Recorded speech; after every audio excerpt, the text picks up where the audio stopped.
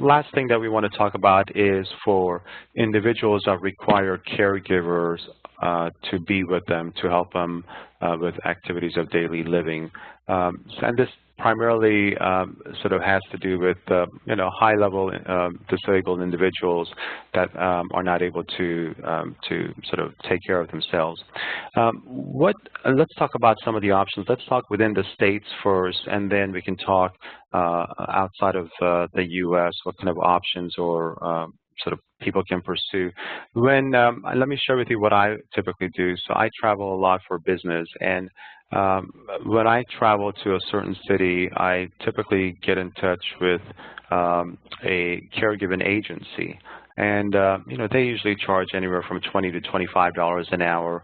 And I basically don't need anything significant. They just need to help me to get dressed and help me get out of bed and stretch me, things like that. Nothing fancy. So I'm able to use these types of agencies, and they're mostly available in most major metropolitan areas.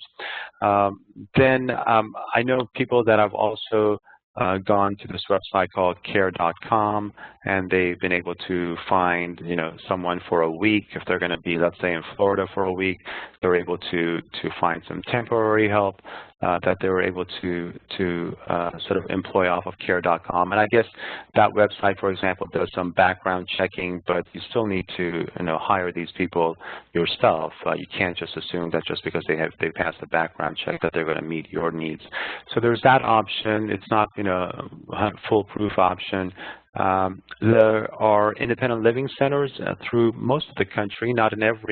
Actually, they're not in every city. They're not in every major metropolitan area, but in a lot of areas they are available, and so they would have a lot more access to information relevant to their unique sort of geographic area in terms of how to deal with finding a caregiver for someone who's vacationing in that area.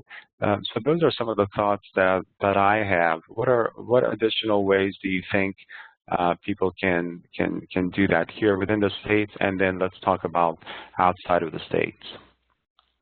Well, overall, I feel like it's very important to have a conversation before you even book anything with your caretaker. Caretaker is a very loose term. It could mean all different kinds of things for all different kinds of people.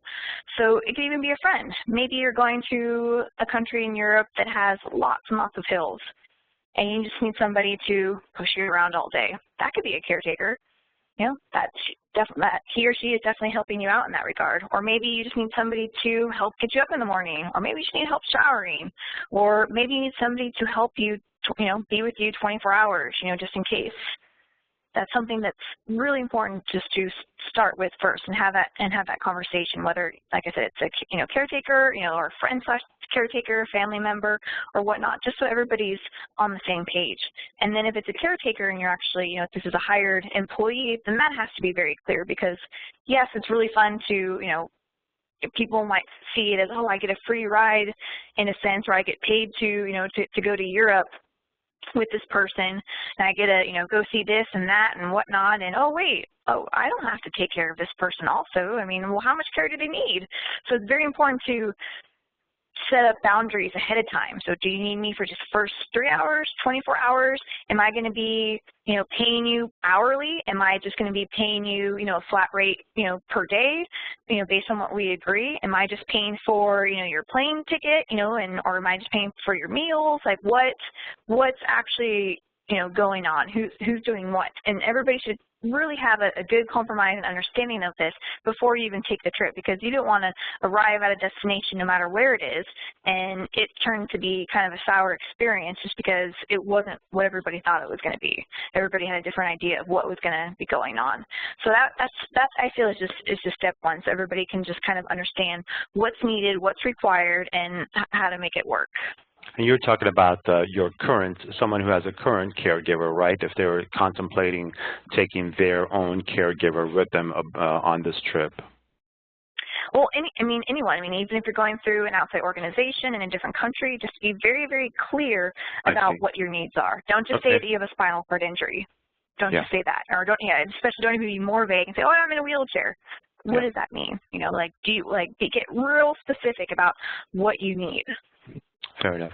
And then talk to me about the challenge of taking your existing caregiver with you. How should that conversation go? Well, I mean, I was kind of talking about that just a little bit ago, but it's really good just to be honest about, you know, your situation, your needs, and who's paying for what, and, you know, on a day-to-day basis, what's the trip going to look like? Are you guys going to be together the whole time? Is it just going to be, you know, an evening thing or a morning thing, or, you know, a couple hours here and there? What exactly is it going to look like, and who's paying for what?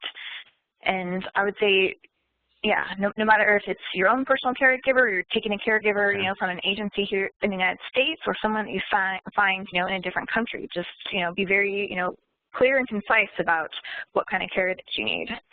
And overall, though, I feel like that might be one of the most challenging aspects, you know, after flying, or maybe even before flying, who knows, about traveling. Because if you have very specific needs, you can't really get around it. These are, you know, health issues and safety issues that are just part of human existence.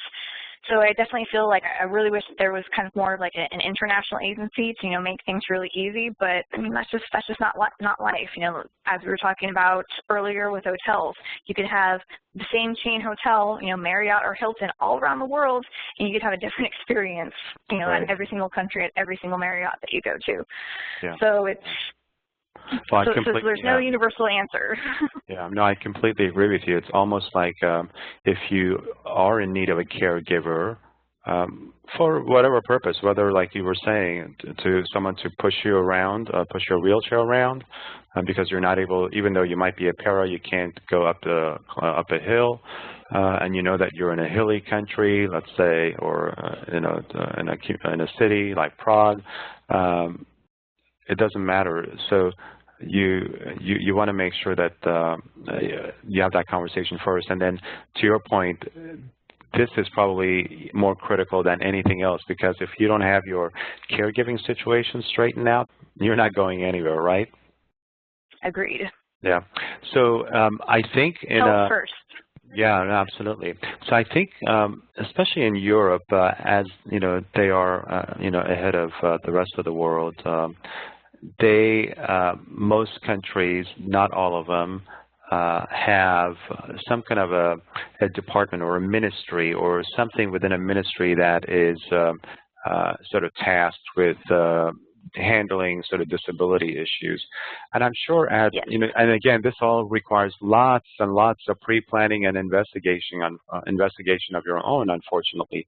But I wonder if you could get a hold of those types of organizations or ministries, that they can help lead you to where these types of services can be hired, when you get to, or not when you get to, at the destinations that you want to go to. And I remember in Italy, when I was doing my first research, when I first went to Italy, I did come across like an agency that provided that kind of service. And again, you hire. It's basically like a caregiving agency that we're accustomed to over here, but it's not available in all sort of cities in Italy, and certainly I can't imagine it being available in all countries in Europe. So someone needs to do a good amount of research to find on-site caregivers if they're not able to take their existing caregiver from here with them along the trip. Agreed. But absent that, your options sort of start to really dwindle when you go to other parts of the world, especially South America, Africa, a lot of third world countries. Your options begin to really dwindle. So your best options are either family members or friends, like you were saying, or your existing caregivers, it seems like. I can't think of anything else that would enable you to deal with that issue. I can't think of anything either at the moment. Yeah. Okay. Excellent.